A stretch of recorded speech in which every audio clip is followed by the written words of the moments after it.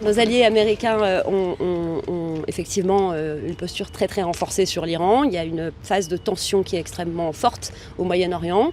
D'abord, je veux revenir au fait générateur de la situation actuelle. C'est quand même un massacre épouvantable qui a été commis par le régime iranien contre sa propre population et des dizaines de milliers de morts. Ce qui a conduit d'ailleurs hier, je pense que vous l'avez vu, l'Union européenne à réagir en désignant les Gardiens de la Révolution comme organisation terroriste, qui est quand même un mouvement très important sur le plan diplomatique et qui est justifié en grande partie par les événements terribles qui ont eu lieu au mois de janvier en Iran, sans qu'on puisse d'ailleurs toujours les voir presque en temps réel à cause du blocage d'Internet, même si maintenant on établit très bien l'ampleur du massacre qui s'est produit.